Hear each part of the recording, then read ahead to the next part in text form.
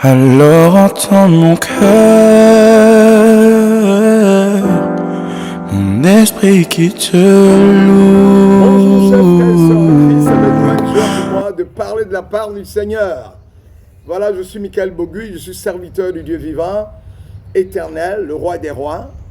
Et je voudrais que ce matin, que vous soyez bénis en vos rangs et qualités, et que l'Éternel soit avec vous, qui vous accompagne dans vos activités ce matin. Je suis dans la joie de proclamer l'évangile, d'annoncer Jésus-Christ de Nazareth. Voilà. Nous sommes toujours dans les qualités essentielles que doit avoir un homme de Dieu. Voilà. Et aujourd'hui, nous allons traiter du thème « La prédication, afin d'être effective, doit toucher la personnalité entière de l'auditoire ou de l'auditeur ou encore du chrétien, du peuple de Dieu. » Voilà. Nous prions le Seigneur, notre Père et notre Dieu, nous bénissons ton nom. Nous t'élevons, nous proclamons, nous célébrons ta victoire. Merci ce matin de nous avoir permis de nous réveiller. Éternel mon Dieu, que ta grâce soit sur nous. Merci d'avoir triomphé de Satan, d'avoir brisé tous les plans de l'ennemi, de nous donner la victoire sur les plans sataniques et démoniaques, d'avoir dégagé les ténèbres. Et maintenant, Seigneur, tu nous bénis ce matin. Ta grâce accompagne mon frère, ma soeur, cet enfant. Tu libères ta puissance au nom de Jésus sur lui. Et la puissance se manifeste parce que tu es le Dieu unique. Éternel mon Dieu, impacte la vie de tes enfants ce matin. Au nom de Jésus, alléluia, à travers ton Saint-Esprit, alléluia, amen. Voilà, nous allons ce matin prêcher sur la prédication, afin d'être effectif, doit toucher la personnalité entière de l'auditoire. Et nous revenons sur 2 Timothée chapitre 3, verset 16 à 17, qui dit, dans la Bible s'émeut, car toute l'écriture est inspirée de Dieu et utile pour enseigner, réfuter, pour redresser, et apprendre à mener une vie conforme à ce qui est juste. Ainsi, l'homme de Dieu se trouve parfaitement préparé et équipé pour accomplir toute bonne œuvre. J'ai pris ce passage pour montrer comment l'homme de Dieu doit lui-même impacter pour pouvoir impacter le reste du peuple de Dieu. Voilà. Donc, la prédication, afin d'être effective, doit toucher la personnalité entière de l'homme. Ce qu'il veut prêcher, doit l'avoir touché lui-même pour que lui, il puisse toucher le peuple de Dieu. Parce qu'il est démontré qu'un endroit où vous n'êtes pas allé sur le plan spirituel, il est difficile pour vous de mener un peuple dans cet endroit. Si vous n'êtes pas un homme de prière, dont l'onction et la puissance descend pour amener le peuple de Dieu à se connecter à l'Éternel, si vous ne l'avez pas fait vous-même, cette expérience, vous ne pouvez pas la communiquer aux autres. Donc la prédication pour être effective, elle doit toucher la personnalité de l'homme de Dieu. Et lui, en prêchant, il doit toucher la personnalité du peuple de Dieu. Voilà, donc l'homme, je voudrais vous dire, manifeste sa personnalité au moyen de quoi? Au moyen, premièrement, de son intelligence ou encore de son intellect.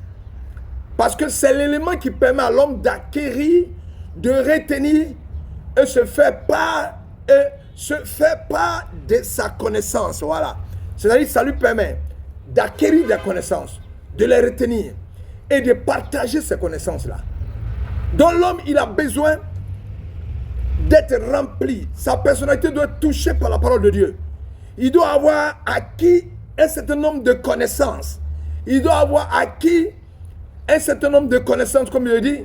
Il doit les avoir retenues pour que vers la fin, il puisse libérer ce qu'il a retenu pour le peuple de Dieu. S'il n'a pas acquis de connaissances, il ne peut pas libérer ces connaissances-là. Donc, l'homme de Dieu, pour que sa prédication soit effective, son intelligence et son intellect doivent être mis à épreuve, à rude épreuve. Deuxièmement, l'homme de Dieu, pour que son enseignement soit crédible et touche le cœur, la prédication doit être effective et doit toucher entièrement la personnalité de l'homme de Dieu. Et cela par ses émotions, par lesquelles il réagit devant ce qu'il sait. Les émotions que tu dégages vont toucher le peuple de Dieu. C'est des émotions que tu as reçues dans l'étude de la parole de Dieu, que le Saint-Esprit t'a permis d'expérimenter. C'est ce que tu vas communiquer au peuple de Dieu. Donc il faut que tes émotions soient des émotions en rapport à la parole de Dieu. Tu as été toi-même touché pour pouvoir libérer une telle émotion pour toucher le peuple de Dieu, afin que ta prédication soit effective. Pour que ta prédication soit effective et elle puisse toucher la personnalité de l'homme de Dieu, il doit avoir sa volonté. Je dis bien sa volonté. Oui, sa volonté. La volonté du peuple de Dieu. Oui, la volonté. La volonté, c'est quoi?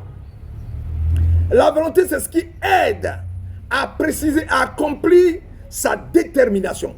Le prédicateur doit avoir comme but d'abord d'éclairer l'intelligence de son auditoire par une présentation claire de la vérité. Son message doit pas être confus, il doit être clair. Il doit chercher ensuite à stimuler ses émotions en montrant la personne et le sacrifice substitut de Christ. Je reprends. Le prédicateur doit être aidé par sa volonté et accomplir sa détermination.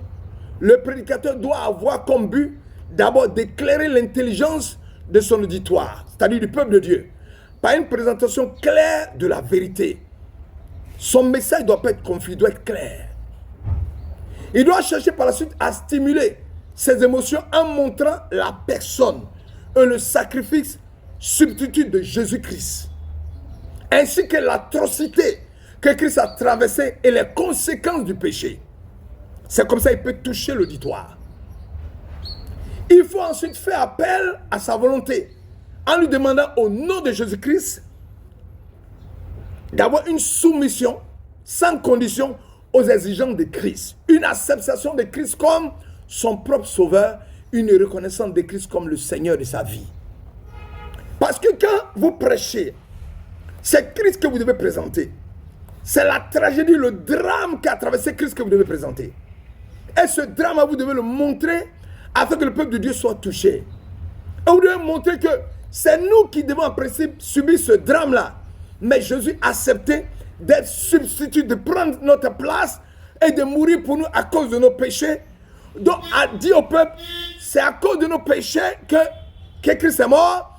Alors viens et abandonne-toi dans les mains de Christ afin qu'il te lave et que tu puisses avoir un jour une place dans le ciel. C'est comme ça qu'il faut prêcher. Un message clair, concis et précis, avec des passages bibliques qui soutiennent ce message-là. Où Christ est présenté comme le sacrifice qui a pris notre place pour que le chrétien comprenne que c'est ma place qu'il a pris. Donc je dois donner ma vie parce qu'il a livré lui sa vie pour moi. Voilà un peu comment le message pourra être efficace. Et l'émotion qui dégage de ce message doit être donnée pour que le peuple de Dieu soit touché par l'émotion, la volonté et l'intellect, c'est-à-dire l'intelligence de celui qui prêche.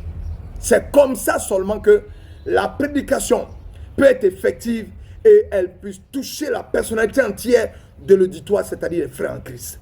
Soyez bénis, que l'Éternel des armées vous bénisse, que sa grâce se manifeste. Prédicateur, ne prends pas des gros mots si tu es dans un village. Ne prends pas des mots comme l'eschatologie si tu es dans un village. Utilise un discours qui est au niveau des personnes que tu rencontres pour que tu libères le message dans la clarté, la transparence, dans la simplicité et de façon concise pour que le peuple de Dieu comprenne.